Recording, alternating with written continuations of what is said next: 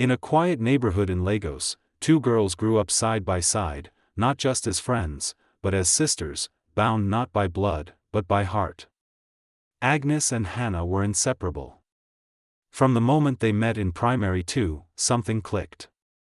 They walked to school together, played during break time, shared food from the same lunchbox, and even fell asleep on each other's laps during after-school lessons. Teachers often called them twins, and the name stuck. They lived in the same compound, 2 small flats side by side. Agnes' parents were humble traders, kind-hearted, but struggling. Hannah's family, on the other hand, lived more comfortably. Her father worked in a government office, and her mother ran a boutique.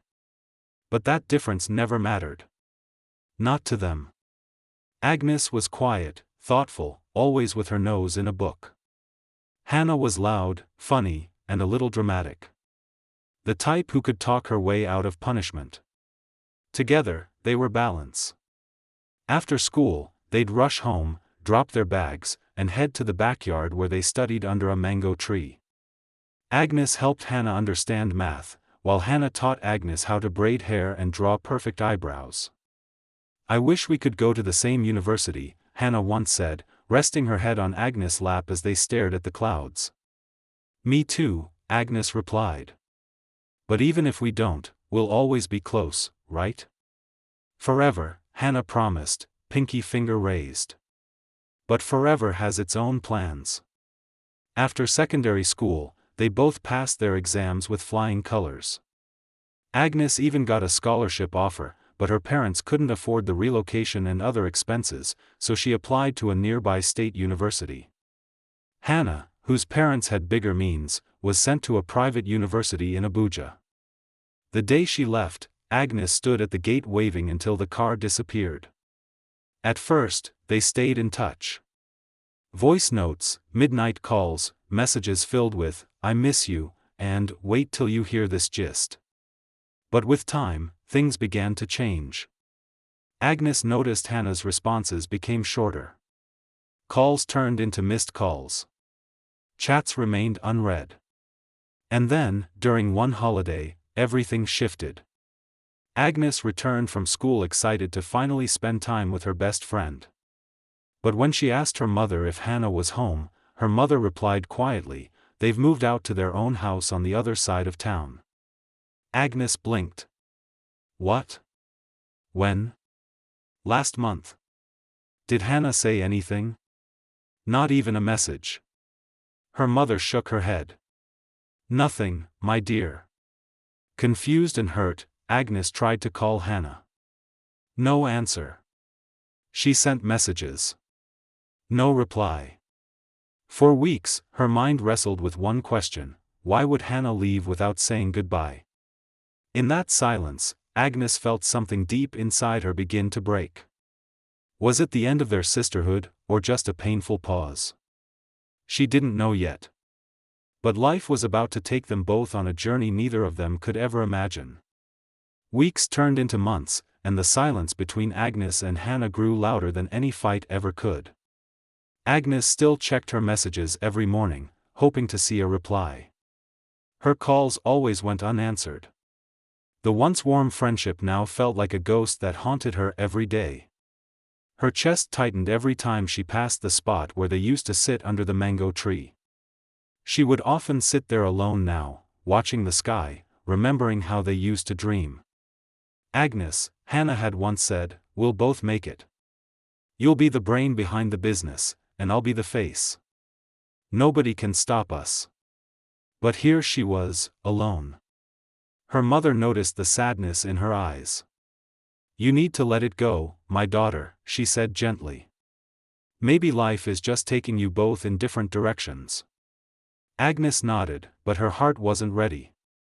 She tried to pour herself into her studies. At university, she earned top grades, respected by lecturers and classmates alike. Despite her achievements, job offers were scarce after graduation. She applied to countless companies, dropping her CVs in person, applying online, but each time, either there was no response or she was told she was overqualified.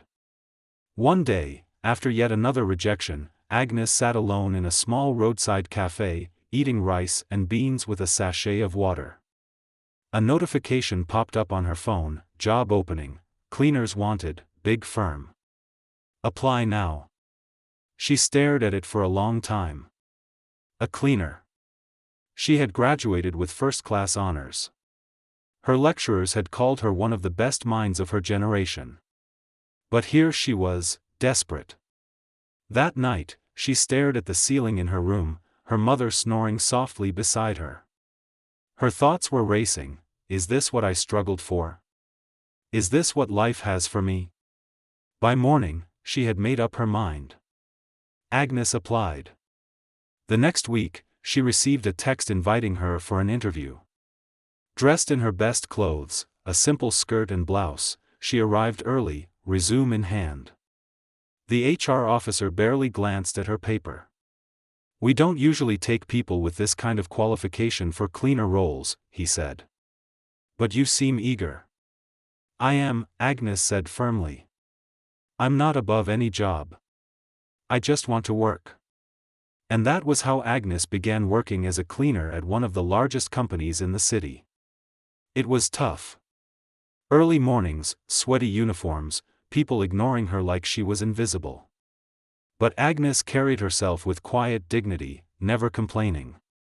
She cleaned as though she was polishing her future, not just a floor. Then one morning, after 5 months on the job, she stepped into the main reception, mop in hand, and froze.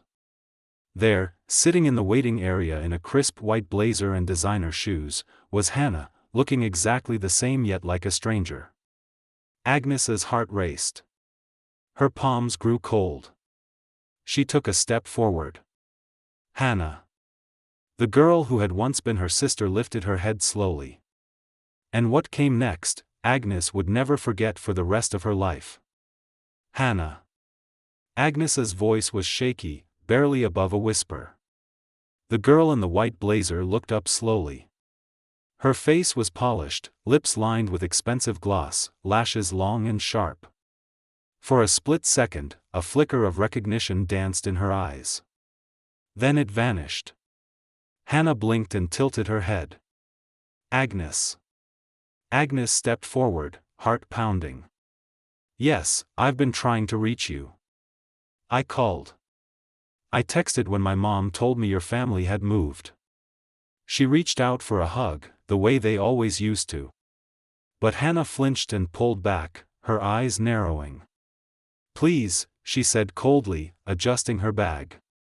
"Let's not do that." Agnes stood frozen, arms still halfway up. "What do you mean?" Hannah sighed, like someone being disturbed by an uninvited guest. "Yes, we moved. We had to. My parents didn't want to stay in that compound anymore. No offense, but we've moved on. Things have changed." Agnes stared at her. "I don't understand. We were like sisters." Hannah looked around, clearly uncomfortable. "Agnes, look at yourself. You're a cleaner here. I came to see the CEO. My company is bidding for a contract." Agnes felt a lump in her throat, but she nodded slowly. "Yes, I took this job because I've been looking everywhere. No one wanted to hire me, even with my first-class degree." "Well," Hannah shrugged, "not everyone was meant to be a boss." The words cut deeper than any slap. Agnes tried to keep her voice steady. "You know me, Hannah. You know how hard I've worked. Please, if there's a way you could help me." Hannah scoffed. "Help you? Look, if you want, I can hire you as a cleaner in my own company. I'll even upgrade your salary. I mean, you're already used to mopping floors, right?" Before Agnes could reply, Hannah brought out her phone, angled it, and snapped a photo. "What are you doing?" Agnes asked, horrified. Hannah grinned. "Don't worry, just sharing a little update with our old classmates." Seconds later, a notification buzzed on Agnes' phone. She opened it and saw the photo in the class of 2020's WhatsApp group. Hannah had captioned it, guess who's our class cleaner now? The best brain in school. Agnes stared at the comments as they poured in, LMAO, no way. She really fell off. So book Nobi everything after all. Her eyes blurred with tears. She looked up at Hannah, who was smiling with satisfaction. Why would you do this to me? Agnes whispered.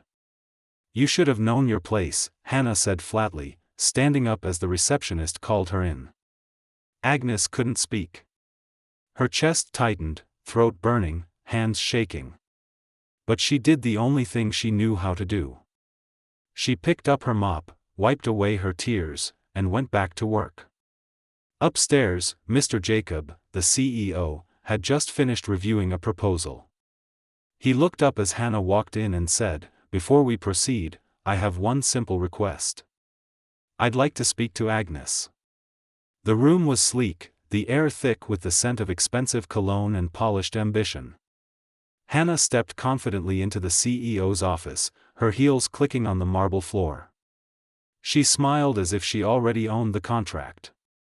Good afternoon, Mr. Jacob, she said sweetly, extending a firm handshake. Miss Hannah, Mr. Jacob replied, gesturing for her to sit. Your proposal looks promising, well written, clean, and backed by strong figures. Hannah smiled wider. Thank you, sir. We take our work seriously. He tapped his pen thoughtfully on the desk. There's just one thing before I make my final decision. Hannah leaned forward. Anything, sir? I noticed you speaking with one of our employees earlier, Agnes.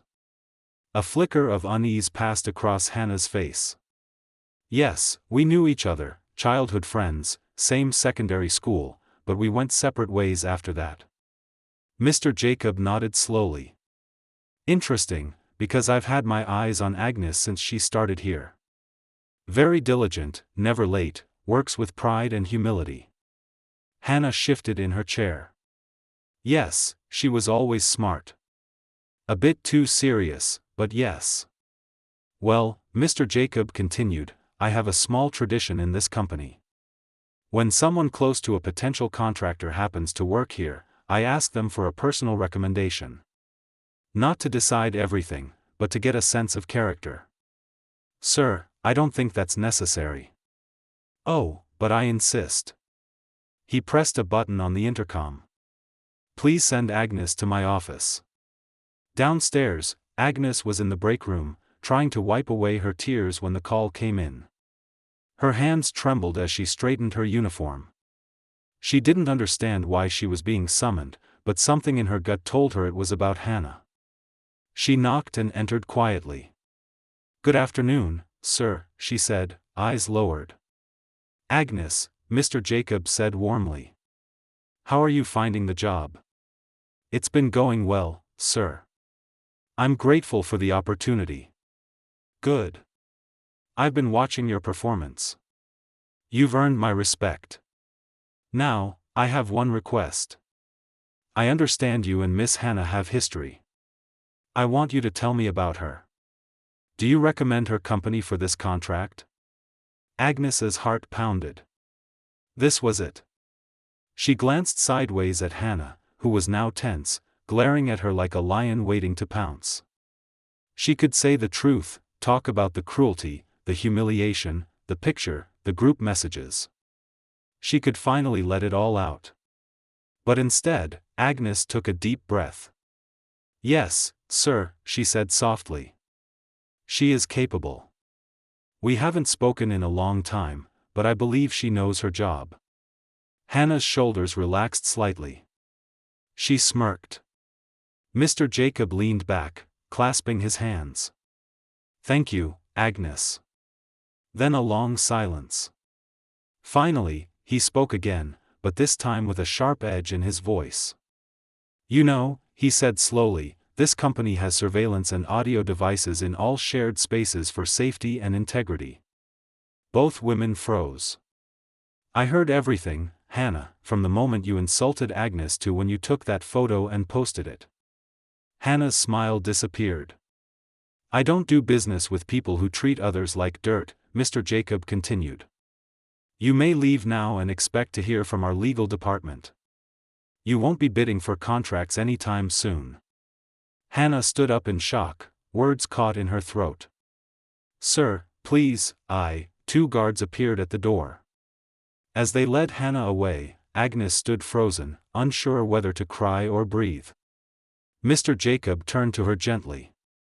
Agnes, you've shown grace and patience beyond what most people can, and for that, I have something to tell you. Agnes stood frozen, unable to process the last few minutes. Hannah had been escorted out, humiliated in the same building where she once looked down on her. But instead of joy, Agnes felt empty. Please sit, Mr. Jacob said kindly, his tone softer now.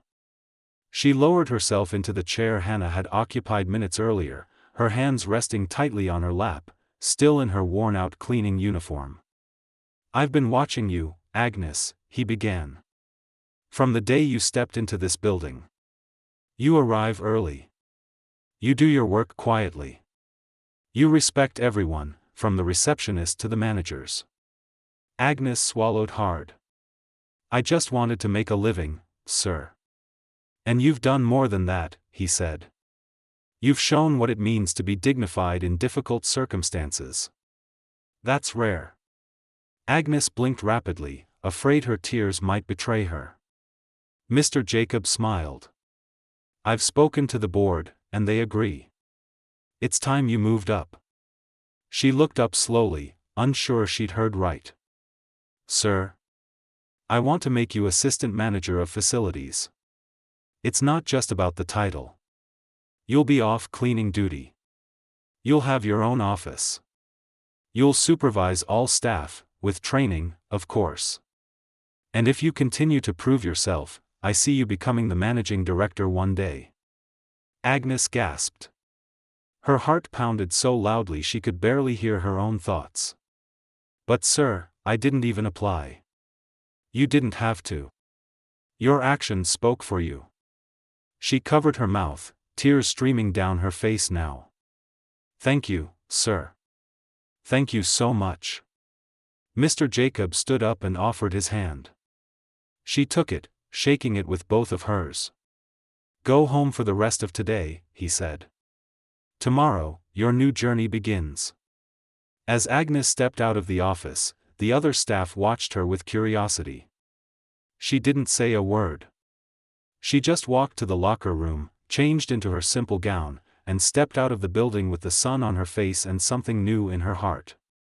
Months later, Agnes now walked through the company doors, not in a uniform, but in a neatly tailored suit. Her confidence had grown, though her humility remained untouched. The staff respected her, not because of her title, but because of how she treated everyone. She bought her mother a better house. She started sponsoring young girls from her old neighborhood, giving them scholarships and career advice. Her story was beginning to inspire others. One rainy morning, as she drove her modest but beautiful car to work, she passed a street corner and saw something that made her heart stop. A woman in faded clothes, sitting by the roadside, selling oranges under a torn umbrella. It was Hannah. Their eyes met. Hannah's widened in shock and shame. She stood, one hand gripping her tray, unsure whether to run or speak. Agnes rolled down the window slowly. Hannah. The rain beat softly on the roof of the car. Hannah's lips trembled. Agnes, I'm sorry. Agnes got out of the car, walked toward her, and did the one thing no one expected. She hugged her. The street was quiet except for the soft pattering of rain and the hum of distant traffic. Agnes stood in the drizzle, arms wrapped around the girl who once made her cry in a company hallway. Hannah trembled in her embrace. Her clothes were soaked, her palms rough from handling oranges all day, and her pride, once towering, now lay shattered at her feet. I'm sorry, Hannah whispered again, voice cracking. I was wrong. So wrong. Agnes pulled away slightly, looking at her. Hannah's eyes were swollen from tears, her mascara smudged, her once pristine hair now unkempt. This wasn't the girl from the CEO's office. This was someone broken. I don't hate you, Hannah, Agnes said gently. But that day, you really hurt me. Hannah nodded, ashamed. I know. I was stupid, proud. I let money change me. I thought I was better. Agnes sighed deeply. We grew up together. We shared everything, even food. But the moment things got hard for me, you vanished. I was trying to impress people who didn't even care about me, Hannah said bitterly. I lost everything trying to show off. After Mr. Jacob blacklisted me, no company would touch my name. My father fell ill. We lost our house. Now I sell oranges to survive. Agnes looked at the small basket of oranges under the torn umbrella. Her chest tightened. She remembered the countless nights they both dreamed of becoming something big, changing their world, lifting their families. And yet, here they were. Come, Agnes said quietly. What? Hannah asked. Leave the oranges. Come with me. You can't stay out here in this rain. Hannah hesitated. But, no buts. Agnes helped her into the car, covered her with a spare jacket, and drove off in silence. When they arrived at Agnes' apartment, she gave Hannah dry clothes, made warm tea, and sat beside her on the couch. I've forgiven you, Agnes said.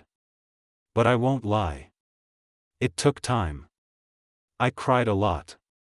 I wanted to hate you, but I realized something. You didn't just lose me. You lost yourself. That's the real punishment.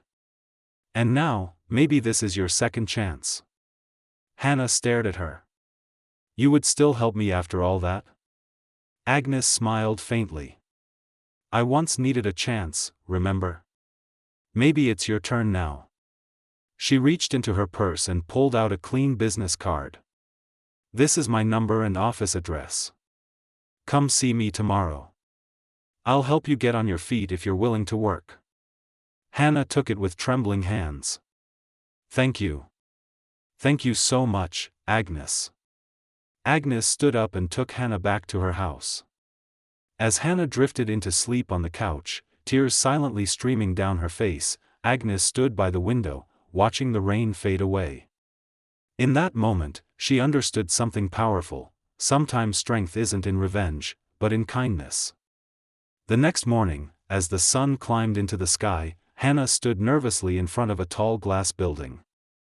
The gold letters on the sign read, Agnes Gold Ventures, Ltd. She clutched the business card tightly in her hand. Her clothes were clean but simple. Her heart beat fast. She hadn't entered an office in years, not since her father's business crumbled and she was thrown into hardship. Inside, the receptionist looked up as Hannah approached. Good morning, Hannah said softly. I have an appointment. Agnes asked me to come. The receptionist smiled. Yes, Ma. You're expected. Please follow me. Hannah's hands trembled as she was led through a hallway filled with photos, awards, and staff busy with their work. Everyone looked confident and well-dressed. She felt out of place, like she didn't belong. Then the receptionist opened a door. Agnes was seated behind a beautiful wooden desk, dressed in an elegant suit, her hair in a neat bun. She looked up and smiled gently. Hannah, you're here, she said. Hannah stepped in slowly. Your office is beautiful, she whispered. Thank you. Please sit. There was a moment of silence. I didn't sleep all night, Hannah confessed. I kept thinking, why are you helping me after everything I did to you? Agnes looked her in the eyes. Because I remember who you used to be, before pride took over, before life humbled us both. I believe people can change, and I believe in second chances. Hannah's eyes filled with tears. I don't deserve this. Maybe not, Agnes said. But I'm not giving you what you deserve. I'm giving you what you need. She handed Hannah a folder. Inside was a job offer letter, not as a cleaner, not as a messenger, but as a junior admin assistant with full salary, training, and accommodation assistance. Hannah looked up in disbelief. "Why would you give me something so big?" "Because," Agnes said softly, "I've been where you are. I know what it feels like to be looked down on. I know what it means to cry alone. And someone believed in me once, Mr. Jacob. Now it's my turn to believe in you." Hannah broke down in tears. "I'm so sorry, Agnes. I mocked you. I laughed at you. I even posted your picture in shame. And yet, you chose to lift me up." Agnes got up and hugged her gently. "Let's write a new chapter, Hannah. You and me. Not as enemies, but as women who know how to rise together." Just then, Agnes's personal assistant walked in with coffee. "Should I prepare a desk for Miss Hannah?" she asked. Agnes smiled. "Yes, she starts today." And as Hannah looked around the beautiful office, she realized this wasn't just a job. It was a new beginning. If you are in Agnes' position, would you forgive Hannah? Let us know in the comments section. Thanks for watching. Please like, share, subscribe, and tell us where you are watching us.